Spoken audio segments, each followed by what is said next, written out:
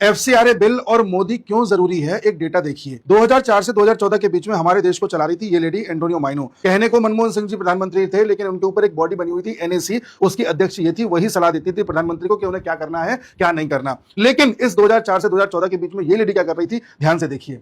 इस बीच 2008 का एक आर्टिकल है जिसे एक फ्रांस के व्यक्ति ने लिखा है, फ्रैंकोइस गुटेरियर ने। इनका कहना है कि 2008 में मैं भारत गया, मैंने ये देखा कि पूरे भारत में क्रिश्चियन पॉपुलेशन सिर्फ 2.3% है, लेकिन भारत के 5 राज्य ऐसे हैं जहां का सीएम क्रिश्चियन बनाया गया है, फिर चाहे नागालैंड हो, मिजोरम हो, मेघालय हो, केरल हो या आंध्र प्रदेश हो। क्या कारण था? साथ ही सोनिया गांधी के करीबी जितने भी लोग थे वो या तो क्रिश्चियन थे या मुसलमान थे या ऐसे लोग थे जो हिंदुओं से बहुत नफरत करते हैं। फॉर एग्जांपल अंबिका सोनी, जो कि क्रिश्चियन थी, कांग्रेस की जनरल सेक्रेटरी थी, सोनिया गांधी की करीबी थी और भारत के कई राज्यों पर उनका प्रभाव था। वो ऊपर से ऑब्जर्व करती थी कि सब सही चल रहा है कि नहीं चल रहा। उसी तरह से Oscar Fernandes union program implementation minister बनाए गए थे। मार्गरेट अल्वा ये महाराष्ट्र ऊपर से देख रही थी, यानी पूरा कंट्रोल इनके हाथ में था।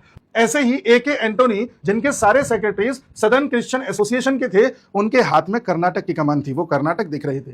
उसी तरह से वेल्सन थेम्पू, जो कि हिंदू हेटर हैं, उनको एनसीईआरटी करिकुलम रिव्यू कमेटी का चेयरमैन बनाया गया था। जॉन दयाल, जो एक और हिंदू हेटर थे, इनको नेशनल इंटीग्रेशन काउंसिल का सदस्य बनाया हुआ था। इस काउंसिल में भी इस तरह के लोग थे जो ये बताते थे देश में क्या होना है क्या नहीं होना। कांचा इलिया, जो हिंदुओं से बहुत नफरत करते थे, इनका काम था यूएन में और यूएस कांग्रेस में जाकर के भारत के साथ संबंधों को बेहतर करना। अब ये किस तरह के पॉइंट्स देते होंगे हम सब जानते हैं। उसी तरह से अजीत जोगी, जो छत्तीसगढ़ के पहले सीएम बनाए गए थे सन 2000 में, कांग्रेस की सरकार आई थी, ये क्रिश्चियन थे। दिग्विजय सिंह 26/11 के बाद किस तरह से एक बुक लॉन्च करवा रहे थे जिसमें लिखा गया था हिंदू टेररिज्म। ये जो 26/11 हुआ ये आरएसएस ने करवाया है, ये हिंदुओं ने किया है। ये पूरी कोशिश कर रहे थे ये सिद्ध करने में कि तो हिंदू आतंकवाद है। इसी क्रम में इन्होंने आगे बताया है कि उस दरमियान लगभग 4000 फॉरेन क्रिश्चियन मिशनरीज चल रही थी जो अलग अलग स्टेट्स में कन्वर्जन का कार्यक्रम चला रही थी। त्रिपुरा का एग्जाम्पल दिया है, 1991 में त्रिपुरा में क्रिश्चियन थे ही नहीं, लेकिन जैसे जैसे वक्त बीतता गया 2011 तक वहां पर 90% तक की बढ़ोतरी देखी गई। इसका सबसे अच्छा उदाहरण मिलता है नॉर्थ ईस्ट में, किस तरह से ब्रिटिशर्स ने और कांग्रेस ने मिलकर के लोगों को कन्वर्ट किया